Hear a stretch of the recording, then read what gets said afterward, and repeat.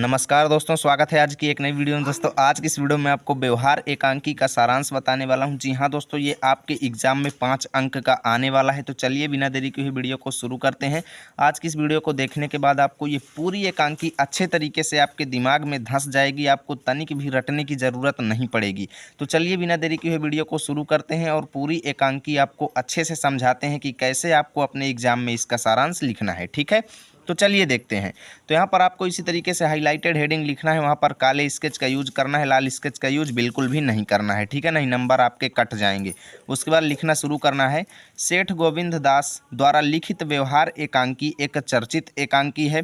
यह एकांकी 3 दृश्यों में विभाजित है, यानी 3 खंड इसके हैं। ठीक है, संक्षेप में एकांकी का सारांश इस प्रकार है, यानी कि अब हम अलग अलग दृश्यों का सारांश संक्षेप में लिख करके बताएंगे। संक्षेप में के मतलब कि हम शॉर्ट करके बताएंगे, छोटा करके। ठीक है, अब डालेंगे हेडिंग पहला दृश्य। ठीक है ना, इसमें लिखेंगे कि इस दृश्य में युवा जमींदार रघुराज सिंह, ध्यान दीजिएगा, जमींदार कौन है? रघुराज सिंह है जो कि जमींदार हैं, और मैनेजर कौन है? नर्मदा शंकर। ठीक है ना, स्टेट मैनेजर। मैनेजर कौन है? नर्मदा शंकर।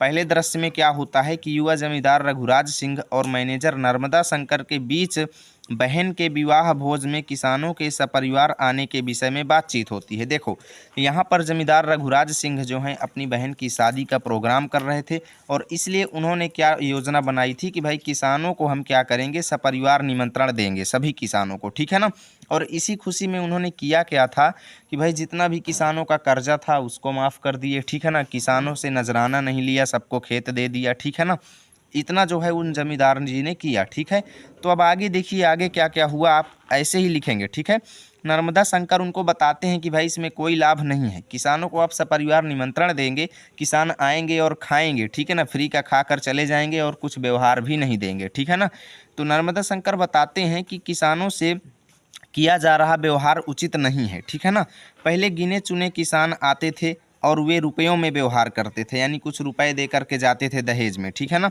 अब बाल बच्चों सहित आएंगे, व्यवहार भी नहीं देंगे, सिर्फ खर्चा बढ़ेगा। ठीक है, तो सारा कर्जा और लगान माफ़ करना भी उचित नहीं था, वो समझाते हैं रघुराज सिंह को। ठीक है, किसानों को बिना नजराना लिए जमीन देना भी उचित नहीं था, परंतु नर्मदा शंकर के विचारों से रघुराज सिंह सहमत नहीं होते हैं, क्योंकि रघुराज सिंह क्या सोचते हैं कि भाई हमें किसानों के साथ अच्छा व्यवहार करना है। वो एक ईमानदार जमींदार थे। ठीक है ना, इसलिए वो किसानों के साथ अच्छा व्यवहार करना चाहते थे, लेकिन किसान उनके व्यवहार पर क्या किए वो आप लोग दूसरे और तीसरे दृश्य में देखेंगे। ठीक है, यहाँ पर अब आपको अगली हेडिंग डालना है, द्वितीय दृश्य। अब देखो, इस दृश्य में क्रांति चंद्र, क्रांति चंद्र कौन है? एक किसान का लड़का है। ठीक है ना, इसके पिताजी का नाम चूरामन है। ठीक है ना, उसका लड़का है चूरामन का लड़का जिसका नाम है क्रांति चंद्र। ठीक है ना, अब क्रांति चंद्र सभी किसानों को जमींदार के विरुद्ध भड़काता है।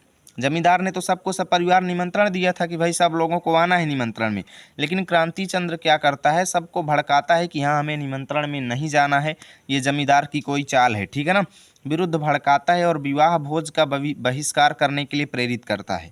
इस आशय का एक पत्र वह जमींदार रघुराज सिंह के पास भी भेज देता है, यानी वो कहता है कि मैं खुला क्या कर दूंगा, रघुराज सिंह के मुंह पर कह दूंगा कि ये तुम्हारी कोई चाल है। ठीक है ना, तुम हम लोगों को निमंत्रण नहीं देना चाहते हो, और इसलिए उसने एक पत्र लिखा और जमींदार रघुराज सिंह के पास भेज दिया। ठीक है, अब आपको अगली हेडिंग डालना है, तृतीय दृश्य। ठीक है ना, इसमें लिखेंगे कि इस दृश्य में रघुराज सिंह और नर्मदा शंकर के बीच भोज में किसानों के बहिष्कार, क्रांति चंद्र का पत्र जिसमें भक्षक और भक्ष्य का कैसा व्यवहार।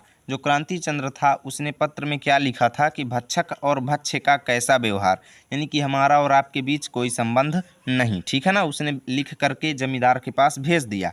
तो अब उस पत्र को देख करके नर्मदा शंकर और रघुराज सिंह के बीच जो वार्तालाप हुआ उसका वर्णन तृतीय दृश्य में किया गया है। ठीक है, तो भक्षक और भक्ष्य का कैसा व्यवहार, विचार उत्तेजक बातचीत होती है उन दोनों के बीच में।